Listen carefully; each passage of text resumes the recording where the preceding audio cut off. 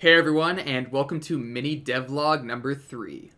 We're super excited to finally be consistent with the posting of content here on YouTube, so make sure to subscribe to our channel to get notified immediately whenever we make a post here. I also highly suggest you do this since we're going to be showing off actual gameplay rather soon, and I doubt you want to miss that. However, as most of you hopefully know, we're currently doing a Kickstarter campaign, and would love if all of you went to our page and followed it. This allows us to get an idea of overall interest and also makes the page rank a lot higher, which is great for getting visibility onto the project. Now please go ahead and share the project around on various social media outlets too, as that is incredibly helpful to getting the word around. However, this week we're going to be talking about our close combat melee weapons and how those will work, along with introducing the latest publicly released SCP, being SCP-149. So let's go ahead and get right into the new melee weapon system.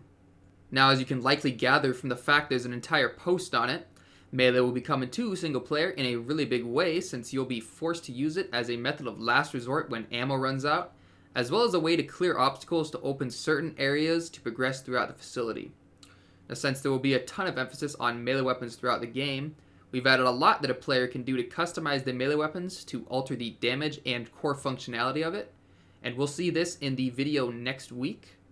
But upgrades to melee weapons will include, but is not limited to, adding a shock function that stuns SCPs, as well as adding additional blades to weapons to increase bleeding and damage to anything that is unfortunate enough to be on the receiving end of your attack. Now, the 4 melee weapons we currently have are the axe, the machete, the shock baton, and the axle.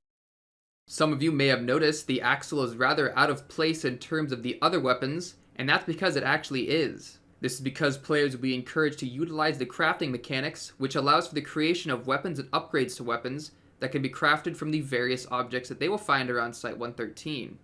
A system like this allows for a great deal of expansion to weapons and will create a very solid and horrifying combat experience. Now, let's talk about a very important yet very rare resource. But first, one of the core elements of Fragmented Mind's atmosphere is of course horror. Because of this, we've taken a great deal of care in designing mechanics that will allow for tense and scary situations to happen throughout the experience. Due to the desire to create a tense horror experience, the presence of ammunition for your weapons will be very scarce throughout the game. This effectively causes players to either conserve ammo, be stealthy, or focus on crafting and scavenging what they can to keep their supplies stocked and ready. However, for those situations where you do find ammo, it will be mainly located in ammunition crates scattered around the facility. These crates will contain the resources needed to craft ammunition, or will contain ready-to-go ammunition for your main weapons. These are the crates that will be around Site-113, and will be essential to being able to keep your guns useful. But as you will likely expect, the larger crates will contain larger quantities of resources and gear, but will be much rarer and in much more dangerous areas of the map, like in the dark zones, but we'll talk about those in a future video. On the subject of ammo, I'm sure you're all curious about our multiplayer modes. However, the Hunt, which is our multiplayer flagship game mode, involves hunting down SCPs or playing as the SCPs in various locations around the world. In this game mode, the MTF will have a strategic phase in which they can strategically place down ammunition boxes, which can provide points for the team to stock up, to grab equipment, and also to give the SCPs a target to attack in order to throw the MTF team into disarray. Now, players will be given a chance to coordinate and place these crates to give the best chance of launching a successful attack against the SCPs and winning, but also gives the SCPs additional points and advantage if they're able to actually destroy them. Now, that's about it for Week 4. Let's go ahead and move on to Week 5 and talk about our latest SCP and its unique design. Now, after Site-113 was abandoned, it allowed a lot of creatures contained there to make many sections of the facility their new homes. One of these creatures, which are not very dangerous by themselves, decided to call the outer zone of the research and development section their new nest. This is SCP-149, our first ever aerial threat and one of the first flying SCPs ever featured in a game, and the first instance of this SCP ever fully modeled. This creature is about the size of a small bird and will swarm in groups in an effort to incapacitate you with their potent bites. Now, while your suit will protect you for a short time against their attacks, it will not be 100% effective at stopping these creatures. and just a single bite will allow their dangerous genetic alteration effects to take place.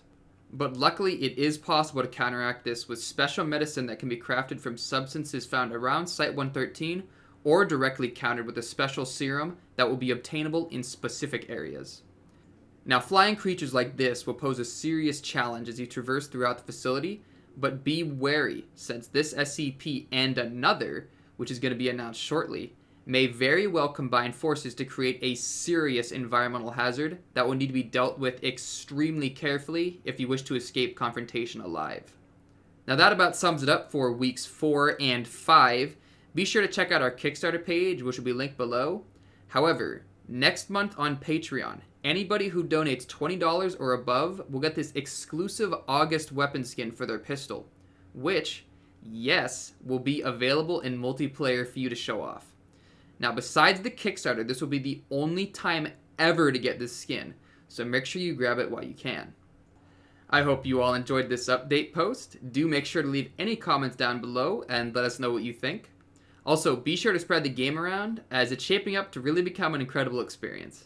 But I'll see you all next week for week 6 and 7, where we'll be talking about some really cool concepts and upgrades for the melee weapons we showed off today.